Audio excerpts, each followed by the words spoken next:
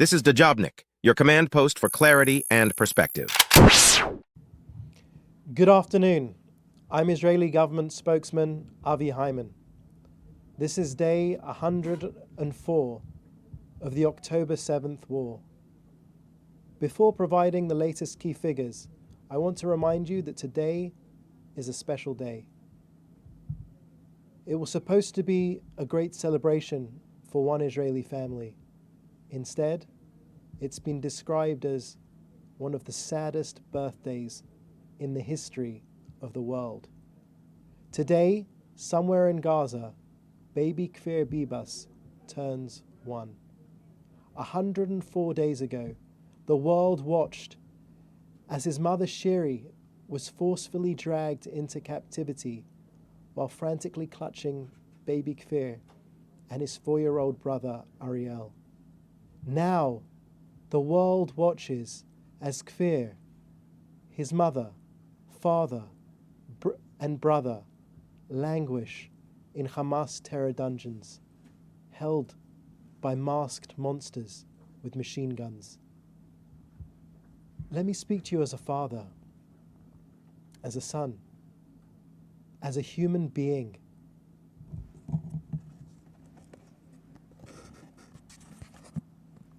Kfir Bibas is a tiny, defenseless little baby.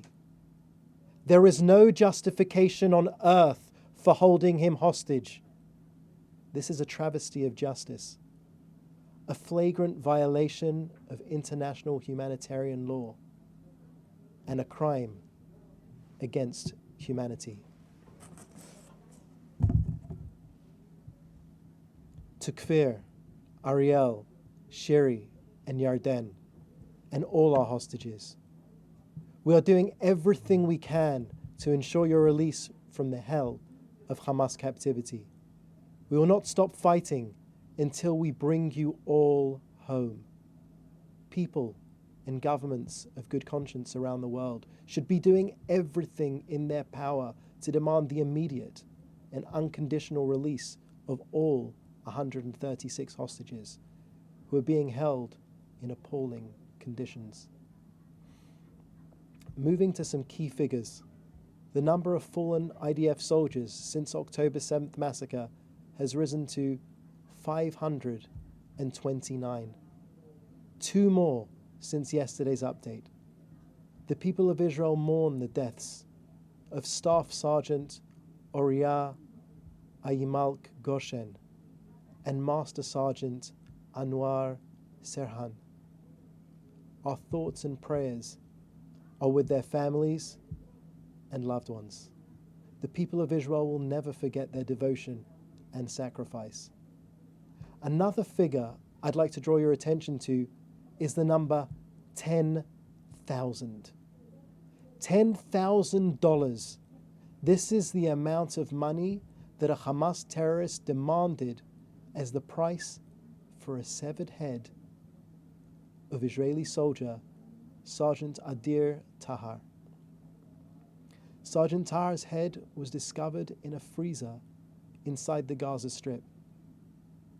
2 months ago, Adir was buried without his head, identified instead by DNA and personal items in his pockets.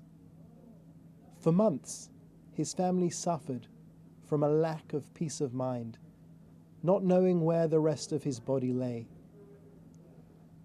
Hamas's depravity knows no bounds. The fact that the terrorists ever believed that there was a market for this soldier's decapitated head speaks volumes to the kind of evil confronting Israel.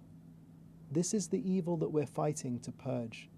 This is the evil Israel must defeat. Overnight, the IDF in Gaza continued its methodical dismantling of Hamas, successfully targeting approximately 60 terrorists, an estimated 40 of those in Khan Yunis. The IDF continues to operate in accordance with international humanitarian law, going to extreme lengths in order to prevent civilian casualties. Searches and arrests are ongoing in the town of Tulkarem. Weapons were found hidden under roads, and munitions production facility was destroyed. 15 wanted persons have been detained. Regarding the latest update on humanitarian aid entering Gaza, 208 humanitarian aid trucks were delivered to Gaza yesterday after being inspected by Israel. 91 were sent through the Nitzana and Rafah crossing, and a further 117 went via Kerem Shalom. 114 of the trucks carried food. In addition, 4 tankers of cooking gas, 2 tankers of fuel were successfully delivered for the operation of essential infrastructure. We cannot overemphasize there is still excess capacity at Israeli crossings. All international actors wishing to see more aid enter Gaza should simply send more. Over the last few days, we've successfully facilitated the passage of food trucks from Jordan to Gaza, organized by the World Food Programme. These trucks, inspected at Kerem Shalom, are part of a new humanitarian aid delivery channel aimed at increasing the volume of aid transferred to Gaza. On the health front, additional field hospitals are in the process of being made operational and are expected to open in the coming days. Such facilities have been necessitated by Hamas's strategic militarization of Gaza's existing hospitals, using them as military bases with the tacit complicity of UN agencies. We call on Hamas to respect all humanitarian efforts to provide aid and medical support for the people of Gaza and stay away from them. Thank you, and I'll now take your questions. The first question is from Dan Williams of Reuters. Will Israel allow aid for Gaza to come in through Ashdod port as called for by the UK? If not, why? Hi Dan, thanks for your question. We're certainly looking into this proposal. I don't have anything to add at the moment, but feel free to get back to me on that. The next question is from Gwen Ackerman. The next question is from Gwen Ackerman of Bloomberg, who asks, does the attempted attack in Eilat ring any alarm bells? I believe we have a statement from the IDF on that, which I do not see here. So maybe we'll loop back to Gwen on that when I get that statement. I just want to make sure to be precise about that. I can see a question from Dr. Abby Korb. Do we have any updates on the medication delivery to hostages?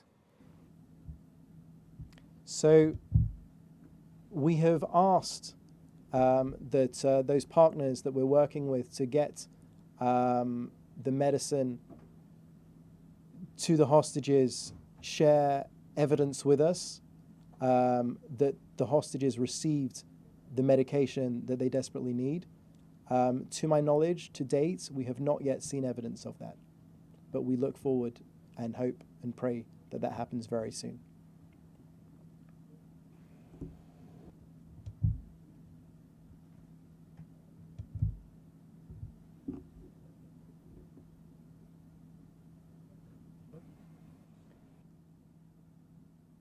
Just bear with me, we're just waiting for the next question. This question is from Jim Williams. NBC and outlets are reporting the PM turned down a deal the US brokered with the Saudis to rebuild Gaza, normalize relations with Israel, and help to create a Palestinian state, which is a post-war two-state solution. Did the PM say no to the proposal at this point in time, but he would revisit it in the future, or he has no interest in the deal at all?